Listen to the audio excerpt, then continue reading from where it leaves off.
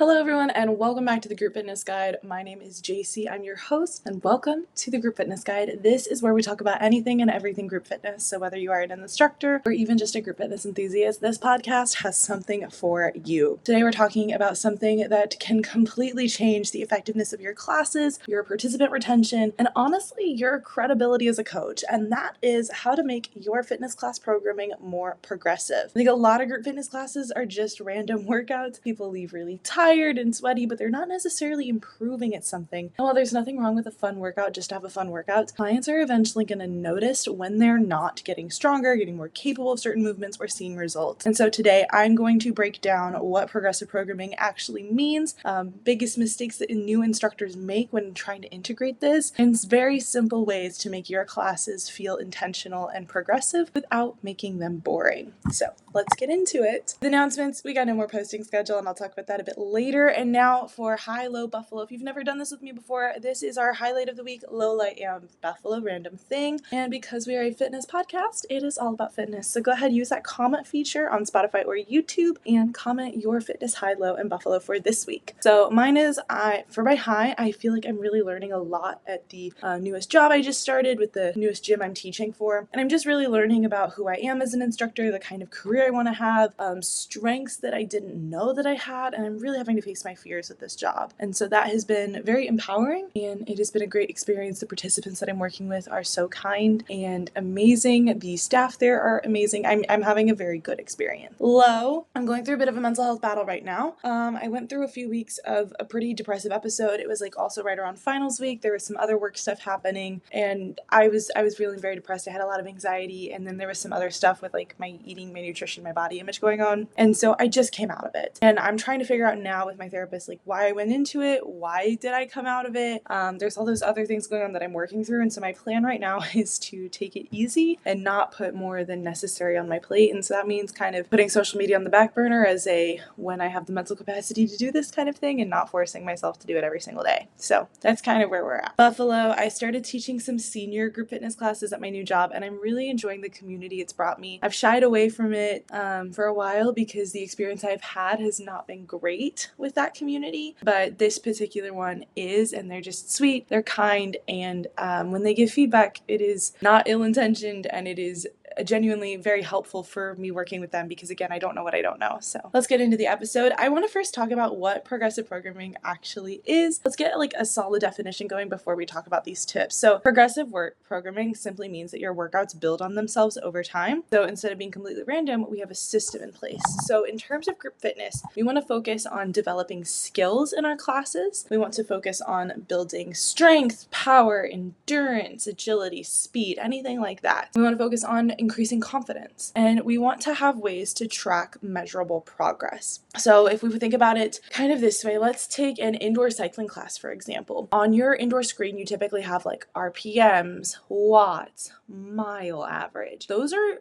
like actual things that you can track. And that's why indoor cycling is kind of the easiest to make progressive, because you can just do a few sprints every class, and your clients are going to notice, wow, the more that I do these sprints, the better I get at them. And so that's one of the ones that I find is the easiest to make progressive. But then we have things like a Pilates class or a strength class or a yoga class. How do we even make that progressive? And that's the really like big thing that we're going to be focusing in on today. So just kind of think about it this way. If every workout is entirely different every single day, your clients are not going to get enough exposure to anything to actually improve, because progressive programming creates adaptation, and your body needs to continuously do something in order to adapt to it and to get better. Signs that your programming is too random. So if you fit any of these 4 signs, we might need to talk about your programming, and that's okay. Sign 1, clients never know what weights to grab when they come into class. So this would be people constantly being like, okay, what weights should I use? People constantly going back and forth, grabbing things that are way too heavy, way too light. Perfect sign. In my bootcamp class, my clients know, and I also put the workout on the board in my bootcamp class because I do change the format, but I don't change a lot of the exercises. We're doing the same exercises pretty much every week. And so they'll come in, they'll see on the board, okay, today we're doing this format, but we're doing these exercises. The last time I did these exercises, I grabbed this weight. At my client, I typically can predict exactly what each participant is going to grab in terms of weight, right? Sign 2, there's no measurable visual improvement. A client could not answer the question, am I stronger? Can I do more than I could 6 weeks ago? We need to have some sort of measurable progress. For example, in my Pilates class, I will do the classical sequence every single month. So let's say a client comes month 1, we do the sequence, and it is just a lot for them, right? Month 2, things start to get easier. And so they notice every month they have that benchmark that they know is going to happen at the beginning of every month. They can assess and measure their progress. Sign 3, every class is equally exhausting. No, it doesn't ever get easier. Your body never adapts. You don't ever need to push yourself or challenge. There's no variation in intensity and focus. I love it when a client tells me, like, I'm not feeling this as much anymore, because then I can give them all sorts of those fun progressions that are really going to help them improve to the next level. Sign number 4 is you are programming based on just having this like creativity panic. So that's when you are feeling a lot of pressure to invent new exercises, invent new combos, invent new formats. We don't need to reinvent the wheel as instructors. The wheel is amazing. The wheel is scientifically based, and we should honestly be sticking by the wheel a little bit. More variation does not equal better coaching. I think the foundations are the best, and sometimes amazing coaching looks repetitive. Here's the biggest myth about group fitness classes, and I see this on YouTube all the time, where it's like at-home workout, no repeat. A huge myth in group fitness is that clients are going to get bored if they are repeating the movements. I have not found that. I have found that most clients really like familiarity because they know what to expect, and they can focus less on you and what you're teaching and more on what they are doing. People enjoy feeling competent in a group fitness class and not feeling out of place. They enjoy seeing improvement.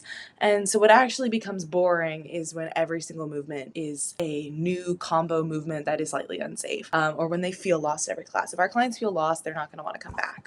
I think progression creates confidence. I don't think that means that every single workout has to be identical. I think you should create variation, because small variations over time are how we progress. But programming needs to have recurring themes, movement patterns, or progressions. For example, in my bar class, I do a beginning half of the bar, second half at the center, and my beginning half of the bar goes the same every single time. We start with some exercises that work on our hip mobility and hip flexion.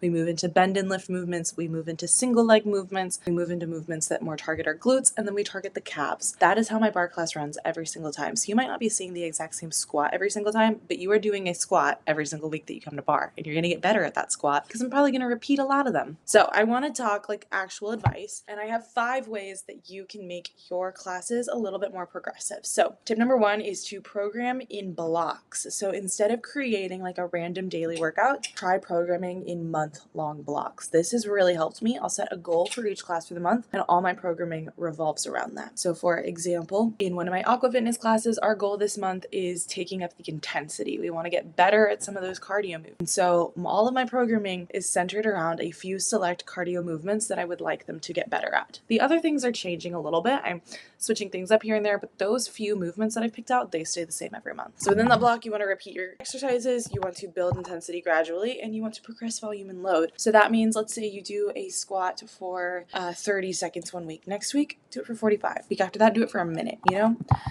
Tip number 2 is to repeat your core movements. You do not need 500 unique exercises. Your clients need the basics. They need a bend and lift. They need a hinge. They need a push. They need a pull, and they need core stability. Repeat those consistently and master the basics first. Repeat things for multiple sets. It is so helpful. The only caveat to that is you probably don't need to do that for Pilates and yoga, but Pilates and yoga have just such a wide plethora of movements that you can do. Tip number 3 is to progress one variable at a time. We don't need to progress everything. So if you're doing your squat, let's say you have a 10-pound squat for 30 seconds. We don't need to do 20 pounds and 45 seconds. Progress one thing at a time. So you can progress the weight, you can progress the reps. But what if they're not ready for that? We'll progress the tempo. Maybe instead of going down for 1, up for 1, we go down for 2 slow, up for 2. That's a great way to progress people. You can progress in rest periods. Maybe your rest decreases over time. You can progress in work time. Maybe the amount of time we're working increases.